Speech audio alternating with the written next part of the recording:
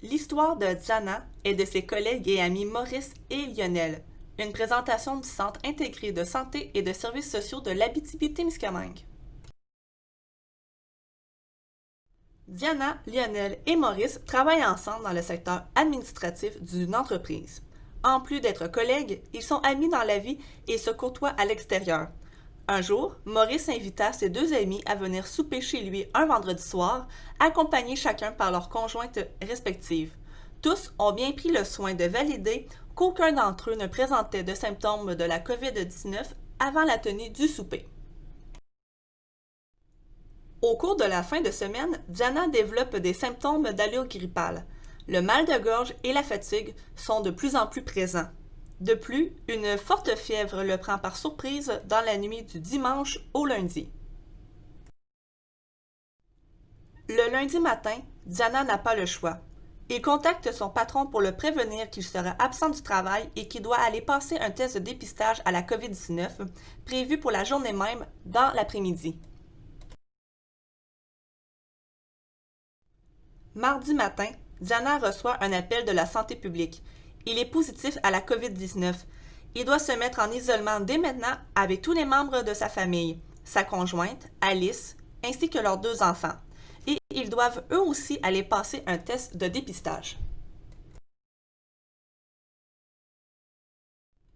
La santé publique souhaite identifier les personnes avec qui Diana a passé du temps depuis jeudi dernier, en plus de savoir toutes les activités auxquelles il a participé. Diana donne à la santé publique toutes les informations demandées et identifie ses amis et collègues Lionel et Maurice avec qui il a soupé le vendredi soir.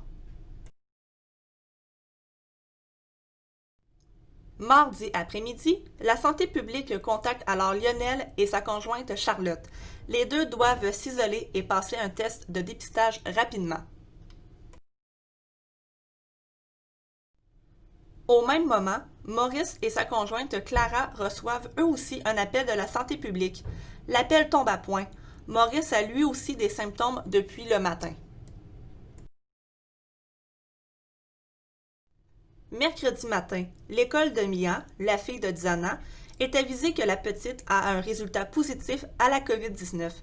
Des mesures doivent être déployées avec les élèves de la classe, l'enseignante ainsi que le service de garde. Entre-temps, Maurice reçoit lui aussi son résultat positif, ainsi que Charlotte, la conjointe de Lionel. Diana se sent terriblement mal. Il ne sait pas où il aurait pu attraper la COVID-19 et ne s'attendait pas à créer autant d'impact autour de lui. En effet, l'employeur de Diana doit réduire les activités de son entreprise considérant l'absence de ses 3 employés le temps de leur isolement. Les enfants de Diana et Alice doivent être en isolement pour une période de 14 jours et faire l'école à la maison. 3 voisines de Mia sont en isolement puisqu'elles ont joué ensemble après l'école le lundi. Clara, la conjointe de Maurice, qui gère un service de garde en milieu familial, doit fermer sa garderie le temps de son isolement, laissant ainsi 6 familles sans service de garde pendant au moins 2 semaines. De plus, les parents de Lionel, qui vivent dans une résidence pour personnes âgées, sont également en isolement puisque lui et Charlotte ont soupé avec eux le dimanche soir, période où Charlotte était contagieuse.